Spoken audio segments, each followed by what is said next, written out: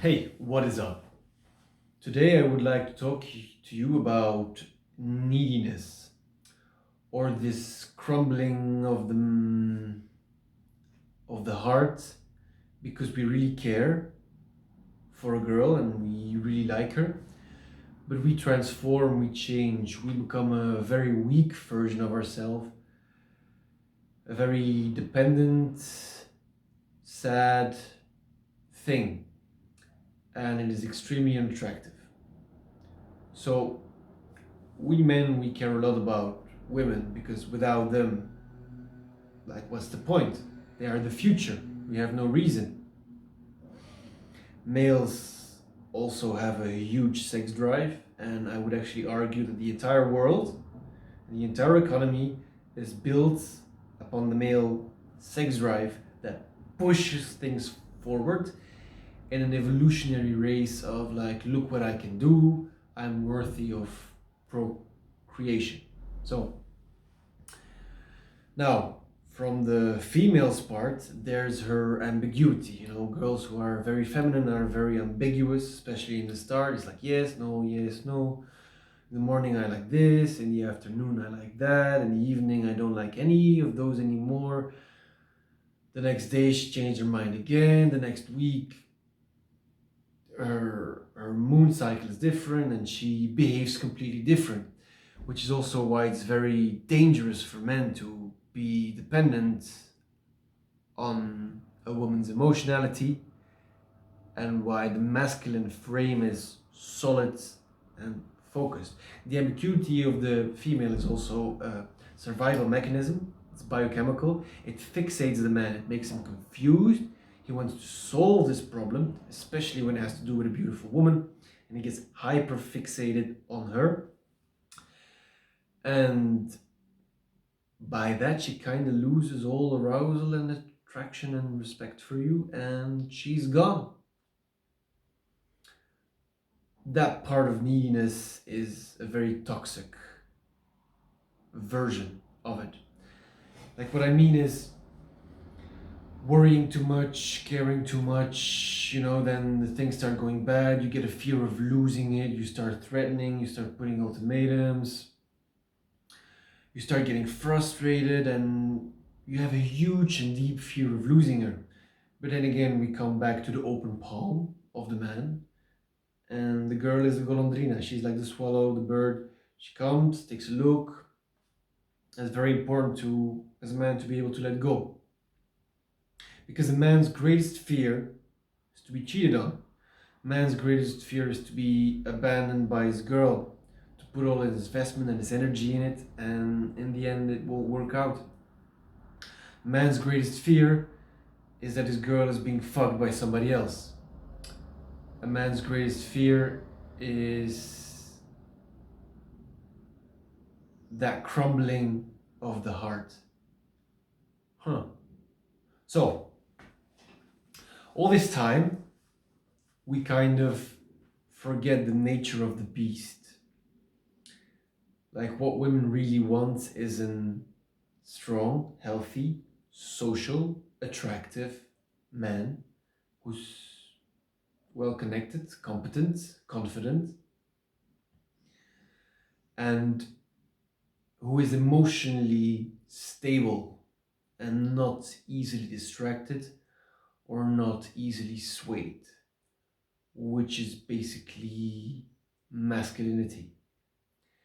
And today we live in a clown world where girls are being raised to be tough, masculine, independent men, and where boys are raised to be little dependent bitches. It's the evil of our time.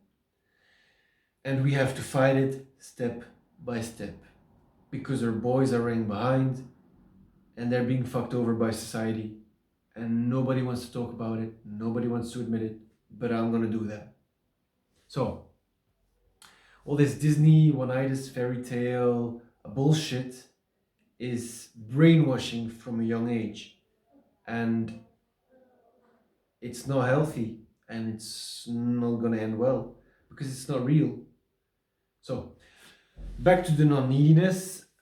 Too much investment from a male, especially in the start, is a red flag for women because they're like, why is this guy so distracted and so swayed by me so easily? And then of course you have the cat string theory. It's like if it's easily available, then I don't really care about it anymore. Plus, then there's the emotional instability that comes with it. Now, for a woman, it's very important to be chosen amongst other women. Basically, if you only have one option, it will never work. You also make a choice out of a position of weakness, which is pathetic and sad, and it's not okay, and it's probably not gonna work. And if it works, then you're probably into a world of trouble anyway. So let go. Let go. Man's greatest fear is being countered by letting go, by the ability to walk away. Now, let's not forget that marriage, monogamy, commitment, and great sex are gifts from a man to a woman, not the other way around.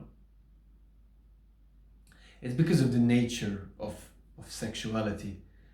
But that's for another video.